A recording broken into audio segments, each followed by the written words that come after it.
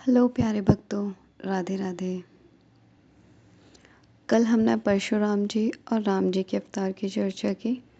आज है कल की अवतार। चलो शुरू करते हैं।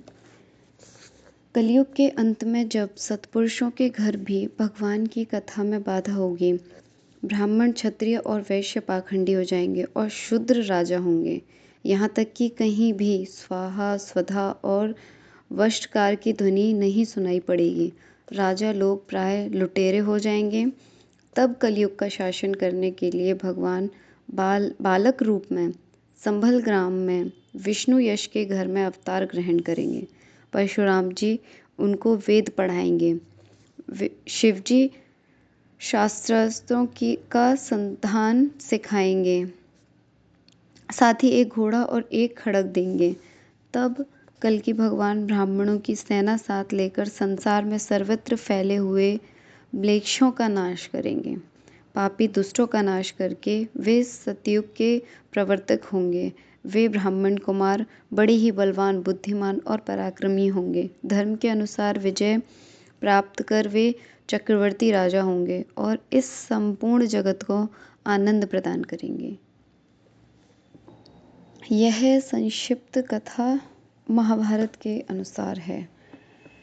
तो बोलो कल्कि भगवान की जय। एक श्री दत्तात्रेय अवतार हुए, उनकी भी इसमें संक्षिप्त कथा दी हुई है। चलो श्रवण करते हैं। महर्षि आत्रि की तपस्या से चित्रकूट में माता अनसुईया के गर्भ से भगवान दत्तात्रेय रूप में प्रकट हुए। वर देते समय भगवान ने कहा कि मैंने अपने को तुम्हें दत्त दे दिया है, अतः इसका नाम दत्त पड़ा। भगवान दत्तात्रेय के चरणों की सेवा से राजा यदु और सहस्त्रार्जुन आदि ने योग, भोग तथा मोक्ष की भी सिद्धियां प्राप्त की थी। बोलो दत्तात्रेय भगवान की जय।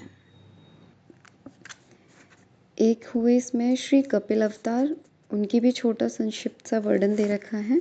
महर्षि कर्दम की धर्मपत्नी देवहूति के गर्भ से बिंदु सरोवर के निकट 9 बहनों के बाद भगवान कपिल देव प्रकट हुए। इनके केश सुवर्ण के समान कपिल वर्ण के थे, इसलिए इनका नाम कपिल हुआ।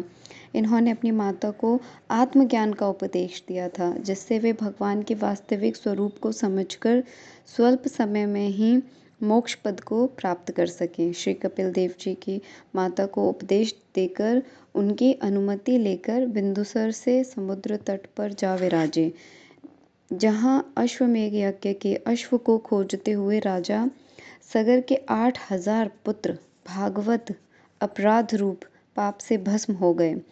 आपकी कृपा से ही गंगा जी धरातल पर आईं और उन सगर पुत्रों का तो उद्धार हुआ ही, आज भी जगत का कल्याण हो रहा है।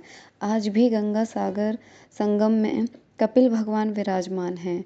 आपने ऋषियों को सांख्य शास्त्र का उपदेश दिया। आप सांख्य योग के आचार्य हैं। बोलो कपिल देव भगवान की जय।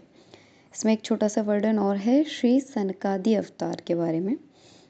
षष्ठी के आरंभ में श्री ब्रह्मा जी ने लोकों को रचने की इच्छा से तप किया। ब्रह्मा के अखंड तप से प्रसन्न होकर भगवान ने तप अर्थ वाले सन नाम से युक्त होकर सनक, सनंदन, सनातन, सनत कुमार रूप से अवतार ग्रहण किया। इस अवतार के द्वारा भगवान ने पहले कल्प के भूले हुए आत्मज्ञान को ऋषियों के प्रति यथावत उपदेश दिया। उन्होंने आदिराज पृथु को भी उपदेश दिया था। सृष्टि के आरंभ में उत्पन्न होने से ये बहुकालीन हैं, परंतु सदा 5 वर्ष के बालक के रूप में ही रहते हैं, जिससे माया का विकार न उत्पन्न हो सके। ये सदा मन से अपने ब्रह्म स्वरूप में लीन रहते हैं और जीवन मुक्त रहते हैं। इनको उत्पन्न करके ब्रह्मा जी ने जब यह आज्ञा दी कि जाकर प्रजा सृष्टि की रचना करो, तब इन्होंने प्रपंच विस्तार का अनौचित्य व वैराग्य पूर्वक भगवत जन का औचित्य दिखाकर ब्रह्मा जी को निरुत्तर कर वन की राह ली।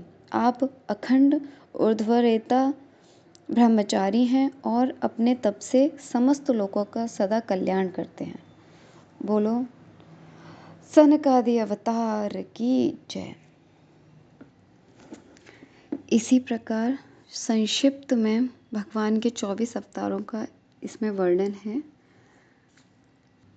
इन 24 अवतारों में कृष्ण अवतार और बुद्ध अवतार की कल चर्चा करेंगे। उसके बाद हम इन 24 अवतारों को विराम देंगे। यहीं पर 24 पूरे नहीं हुए हैं, छोटे छोटे वर्णन हैं।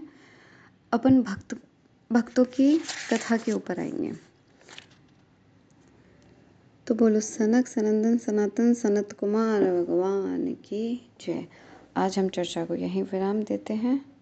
कल 2 अवतार और करेंगे भगवान जी के, उसके बाद हम भक्तों पर आएंगे। सबसे पहले आएंगे द्वादश प्रधान भक्त, फिर हम आगे की चर्चा शुरू करेंगे। तो भक्तों अपना ध्यान रखिएगा। राधे राधे।